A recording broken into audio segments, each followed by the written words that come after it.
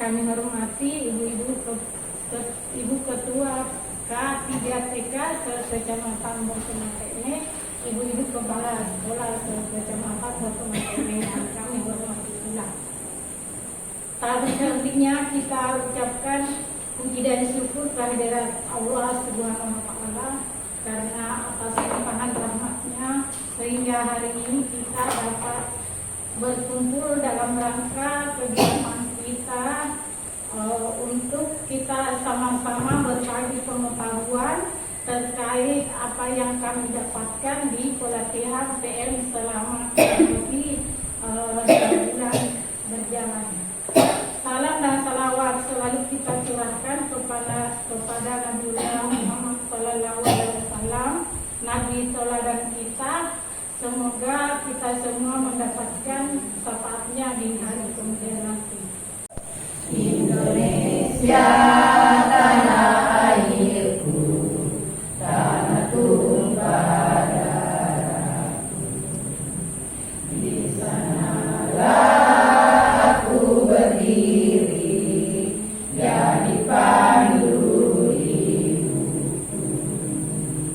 Indonesia kebangsaanku, bangsa dan tanah airku. Marilah kita berseru, Indonesia bersatu.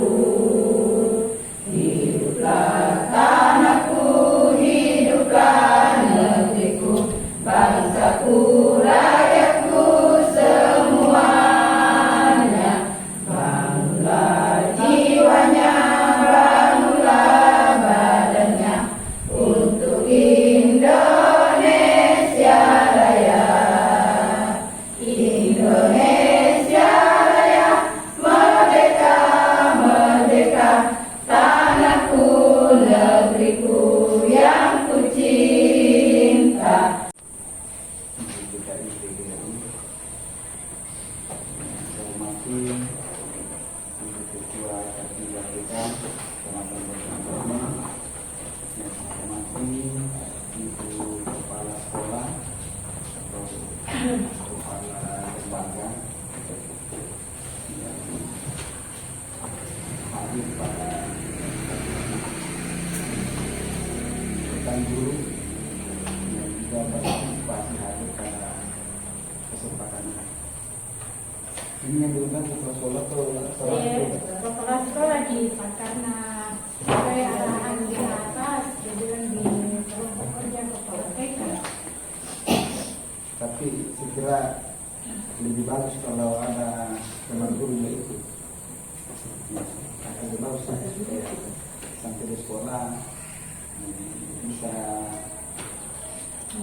kerjasama menyampaikan ke teman-temannya di sekolah masing-masing. Saya ulangi, kita kembali mengucapkan puji syukur kepada Allah Subhanahu wa Ta'ala karena sampai pada pagi hari ini kita masih sehat, masih diberi kesempatan untuk berkumpul di tempat ini dalam rangka. Jadi sesuai dengan jadwal kita, penyelarasan visi, misi dan tujuan satuan pendidikan dengan pembelajaran mendalam. Tujuan kita melaksanakan workshop ini untuk memberikan penyegaran kepada peserta pelatihan mengenai pemahaman tentang visi, misi dan tujuan satuan pendidikan. Kemudian peserta pelatihan akan mempelajari materi perumusan ulang visi, misi dan tujuan satuan pendidikan yang sesuai dengan konsep pembelajaran mendalam, dan bagaimana kepala satuan pendidikan dapat memahami prinsip-prinsip untuk meningkatkan rasa kepemilikan warga satuan pendidikan terhadap visi, misi, dan tujuan satuan pendidikan ke dalam sebuah strategi. Jadi jelas di sini tentunya kita semua sudah punya visi, misi, dan tujuan sekolah kita dari dulu. Namun sekarang ini kita akan meninjau kembali, melihat kembali apakah visi misi yang sudah ada itu masih sesuai dengan 8 dimensi profil lulusan yang ada dalam pembelajaran mendalam. Selanjutnya, bagaimana visi, misi, dan tujuan yang ada di sekolah kita, apakah sudah diselaraskan dengan PM? Ada istilah terbatas, jadi kita lihat apakah visi kita terbatas. Terbatas artinya belum ada strategi, tujuan maupun dukungan implementasi yang mengarah pada pembelajaran mendalam. Yang kedua, apabila keputusan dan penggunaan sumber daya masih mengikuti kebiasaan lama, itu artinya terbatas juga pianusa visi kita. Kemudian, apakah visi misi kita mulai berkembang? Mulai berkembang, artinya sudah ada strategi dan tujuan pembelajaran mendalam sudah mulai ditulis dan disampaikan secara formal. Yang kedua, beberapa keputusan terkait sumber daya, proses atau pendanaan mulai menunjukkan arah perubahan menuju pembelajaran mendalam, meskipun belum konsisten. Tertulis jelas, dipahami bersama, area berisi tujuan pembelajaran mendalam, berarti visi misi kita sudah dikatakan mulai berprogres. Kemudian dikatakan mapan dan terimplementasi. Dikatakan mapan dan terimplementasi apabila 1. Strategi pembelajaran mendalam dirumuskan secara ringkas, jelas, dan fokus. Ya, jadi ini balik mapan dan terimplementasi. Dia bervisita strategi pembelajaran mendalam dirumuskan secara yang visi misi kita itu sudah diketahui oleh seluruh warga pendidikan dan menjadi dasar dalam setiap pengambilan keputusan serta arah pengembangan satuan pendidikan. Jadi jelas di sini disampaikan lagi bahwa visi misi kita bukan kita sendiri kepala sekolah yang buat, namun semua warga sekolah. Kemudian yang itu dijadikan acuan untuk pelaksanaan program ataukah keputusan yang kita ambil. Sehingga dari hasil pelatihan ini diharapkan peserta pelatihan dapat menyusun rumusan baru visi misi dan tujuan satuan pendidikan yang sesuai dengan kerangka pembelajaran mendalam serta meningkatkan rasa kepemilikan warga satuan pendidikan. Kembali kita merefresh di sini apa itu visi. Tentunya bukan lagi hal yang baru, kita sudah mengetahui bersama apa itu visi. Itu gambaran ideal masa depan satuan pendidikan.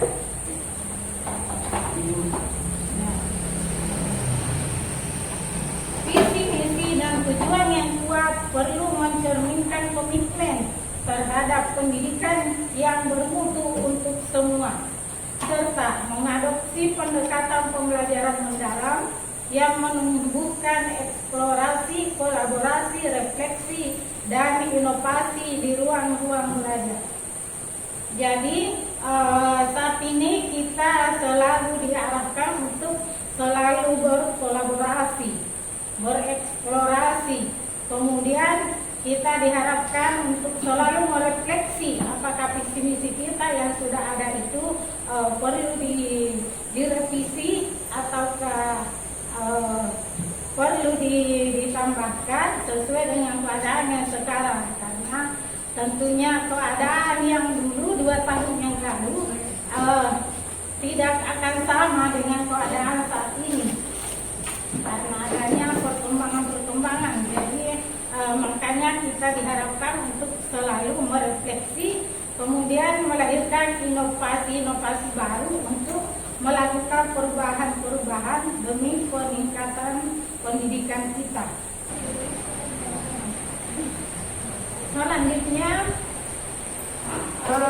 visi merupakan gambaran masa depan yang dicapai oleh satuan pendidikan. Visi memberikan panduan arahan serta pendidikan. Visi harus ideal, realistis, kredibel, atraktif, relatif, singkat, mudah dipahami dan berfokus pada mutu serta memotivasi setiap pemangku kepentingan.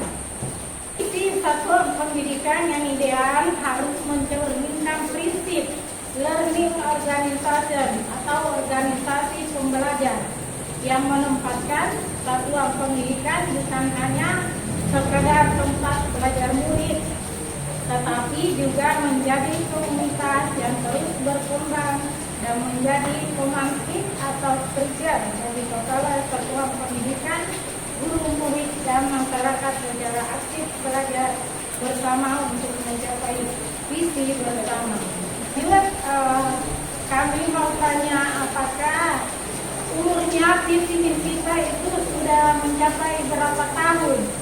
Apakah sudah 5 tahun atau 2 tahun? Ya, jadi kalau misalnya visi misi kita sudah mencapai 5 tahun, itu sudah wajib untuk direvisi. Jadi ada sebuah pencipta buku yang bernama Senge menekankan bahwa visi yang efektif harus dibangun secara kolektif, tidak hanya ditentukan oleh pimpinan, tetapi juga melibatkan guru dan komunitas satuan pendidikan. B. Menjadi sumber inspirasi. Visi harus memotivasi warga sekolah pendidikan untuk terus belajar dan berinovasi. Jadi ini saya kira memang juga sangat berhubungan dengan SPMI yang akan kita lakukan nanti. Karena di sini dalam pembuatan visi juga kita dituntut untuk memperhatikan kondisi lingkungan. Jadi misalnya kondisi lingkungan kita sangat ada budayanya yang sangat menonjol. Ya, itu bisa dimunculkan dalam visi kita. Dan di dalam buku panduan pengembangan kurikulum disebutkan bahwa pernyataan misi menunjukkan secara jelas mengenai apa yang hendak dicapai oleh satuan pendidikan. Rumusan misi selalu dalam bentuk kalimat yang menunjukkan tindakan. Ya. Antara indikator visi dan rumusan misi harus ada keberkaitan atau terdapat benang merahnya secara jelas. Satu indikator visi dapat dirumuskan lebih dari satu rumusan misi. Nah, pelajaran mendalam ini kita diarahkan untuk misi kita itu menggambarkan upaya bersama yang berorientasi pada murid.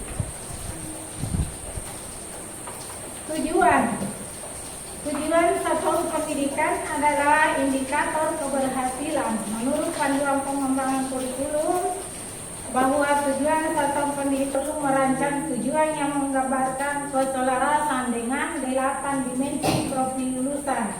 Di antaranya mampu berpikir kritis, berperilaku baik, memiliki empati, dan siap hidup di tengah masyarakat yang terus berubah.